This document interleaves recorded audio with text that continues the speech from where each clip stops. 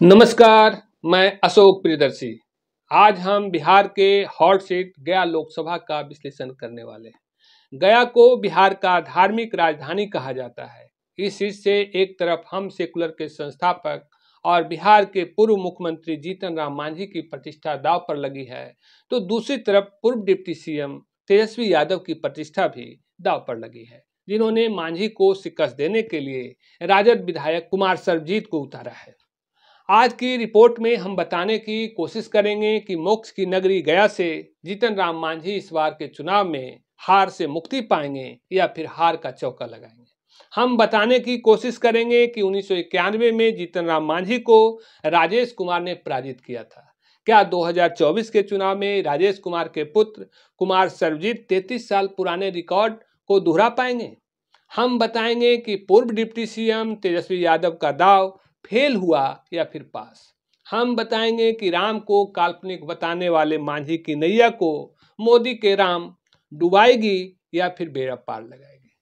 संभव है मेरे विश्लेषण से किसी को सहमति हो सकती है, किसी को असहमति, लेकिन अच्छी बात यह है कि चुनाव हो चुका है, इसलिए इस विश्लेषण से किसी प्रत्याशी को नफा और नुकसान नहीं है। लेकिन पब्लिक के समक्ष कुछ असमंजस की स्थिति है, जिसे रुझानों और पिछले रिकॉर्ड के आधार पर परिणाम के करीब तक पहुंचने की कोशिश करेंगे। गया संसदीय क्षेत्र के परिणाम के करीब पहुंचने के पहले आपको क्षेत्र की भौगोलिक और जातीय समीकरण को जानना जरूरी है। गया संसदीय क्षेत्र में गया सदर, शेरघाटी, बोधगया, बाराचट्टी, बेलागंज और वजीरगंज विधानसभा क्षेत्र है। जातीय आधार पर देखें तो करीब 18 लाख मतदाता वाले गया संसदीय क्षेत्र में सर्वाधिक आबादी यादव जाति की 15.6% बताया जाता है। दूसरी बड़ी आबादी मांझी जाति की 14.5%। तीसरे नंबर पर करीब 12% मुस्लिम की आबादी है। सबसे कम सामान्य जातियों की आबादी करीब 7% बताई जाती है। बाकी अन्य पिछड़ी और दलित जातियों की आबादी है। हालांकि ये आंकड़े प्रमाणिक नहीं हैं, लेकिन ऐसे ही आंकड़े के आधार पर आकलन किए जाते रहे।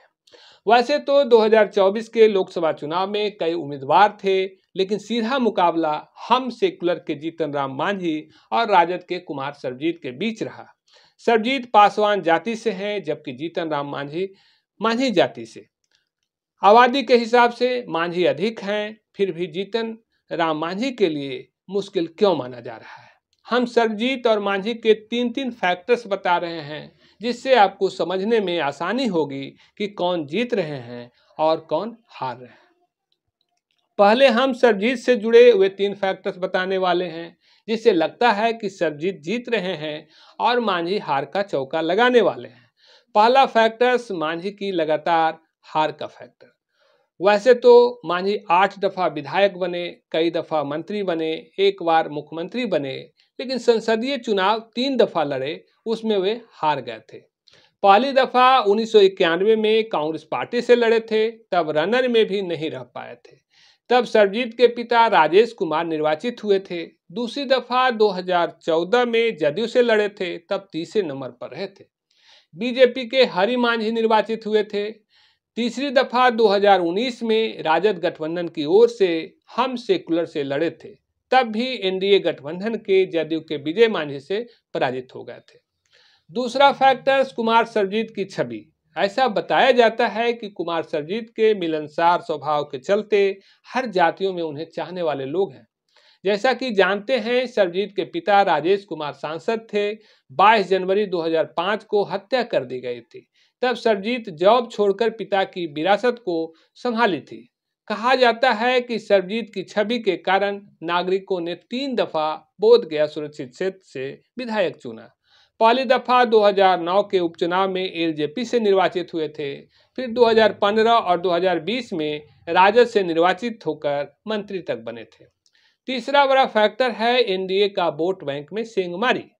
पासवान जाति एनडीए का वोट बैंक रहा है। राजद से सर्वजीत को उम्मीदवार बनाकर एनडीए के वोट बैंक में सेंधमारी किया गया। इसके अलावा एनडीए से नाराज कुशवाहा, निषाद और चौधरी वोटर भी राजद के साथ जुड़े हैं।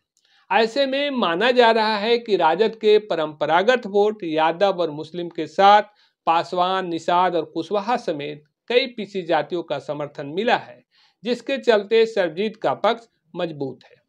दूसरी तरफ राम की आस्था पर सवाल उठाने के कारण मांझी से नाराज हिंदू वोटर्स का समर्थन भी सरबजीत को मिला है। गया सीट से जदयू का टिकट कटने से नाराज कार्यकर्ताओं की नाराजगी का फायदा भी सरबजीत को मिला है। देखें तो ये फैक्टर्स काम किया तो कुमार सरबजीत जीत के करीब दिख रहे हैं, जबकि मांझी हार के चौका के करीब। लेकिन नतीजा के पहले मांझी को लेकर भी 3 फैक्टर्स है, जिसके जरिए ऐसा माना जा रहा है कि सरबजीत संसद की देहरी तक नहीं पहुंच पाएंगे और मांझी की नैया पार लगने वाली है। पहला और सबसे अहम फैक्टर्स कि पिछले 3 चुनावों से इस दफा मांझी का गठबंधन काफी मजबूत है। 2014 में मांझी जदयू से लड़े थे, तब जदयू एनडीए गठबंधन का हिस्सा नहीं था, इसलिए तीसरे स्थान पर रहे थे। बीजेपी के हरि मांझी निर्वाचित हुए थे, जिन्हें 40.30% मत, जबकि दूसरे स्थान पर रहे राजद के रामजी मांझी को 26.03% मत मिला था, जबकि तीसरे स्थान पर रहे जदयू के जीतन राम मांझी को 16.28% मत मिला था। देखें तो पहला से तीसरे स्थान तक मांझी जाति के ही उम्मीदवार थे, फिर भी जीत हार का अंतर 14.27% आने की 1,15,000 से अधिक था। इसी तरह 2019 के चुनाव में एनडीए की ओर से जदयू उम्मीदवार विजय मांझी निर्वाचित हुए थे, जिन्हें 48.79% मत मिला था, जबकि दूसरे स्थान पर रहे महागठबंधन की ओर से हम उम्मीदवार जीतन राम मांझी को 32.86% मत मिला। जीत का मार्जिन 15.93% आने की 1,52,000 से अधिक था। अब समझने वाली बात यह है कि तेजस्वी यादव ने मांझी के बदले पासवान का दांव खेलकर जीतन मांझी के सामने एक चुनौती जरूर खड़ा कर दिया, लेकिन ऐसा कहा जा रहा है कि जमुई में तेजस्वी की सभा में चिराग पासवान के लिए अमर्यादित शब्दों का प्रयोग उस दांव पर पानी फेर दिया है। यही नहीं, पासवान और निषाद की आबादी इतना अधिक नहीं कि राजद को जीत के करीब पहुंचा सकता है।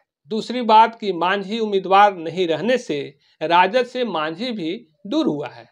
जैसा कि जानते हैं कि गया 1967 से अनुसूचित जाति के लिए आरक्षित है। देखें तो 1999 से मांझी जाति के उम्मीदवार निर्वाचित होते आ रहे हैं। दल जरूर बदले, लेकिन जाति मांझी ही रही। 1999 में बीजेपी के रामजी मांझी, 2004 में राजद से राजेश मांझी, 2009 और 14 में बीजेपी के हरि मांझी और 2019 में जदयू के विजय मांझी निर्वाचित हुए। तीसरा और सबसे अहम, मोदी फैक्टर। देखें तो चुनाव के परिणाम को 4-5 बड़ी आबादी वाले जातियों के रुझान के आधार पर आकलन किया जा रहा है, लेकिन छोटी छोटी आबादी वाले करीब 40% ऐसे मतदाता हैं जिन जातियों की चर्चा नहीं हो रही है।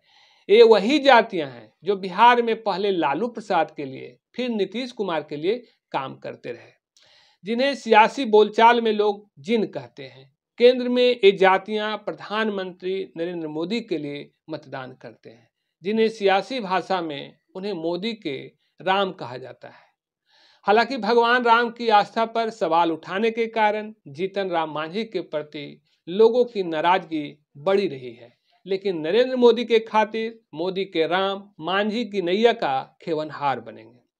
कुल मिलाकर देखें तो मांझी अब तक जितनी दफा लड़े हैं बीजेपी से अलग लड़े हैं।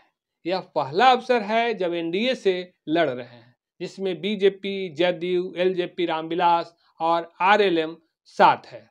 बीजेपी गया सीट को परंपरागत मानती रही है। ऐसा इसलिए कि 1989 में देश में जब भाजपा सिर्फ 2 सीटें जीती थी, तब गुजरात से लाल कृष्ण आडवाणी और गया से ईश्वर चौधरी निर्वाचित हुए थे। हालांकि गया सीट पर जनता दल राजद 3 दफा जीती है। आखिरी में मैं इतना ही बताना चाहूँगा कि जनता के मन की बात को समझना आसान नहीं है, लेकिन रुझानों के आधार पर राजद प्रत्याशी कुमार सरबजीत की स्थिति मजबूत दिखती है, जबकि पिछले रिकॉर्ड और आंकड़े के मुताबिक मांझी की नैया को मोदी के राम खेवनहार बने हैं।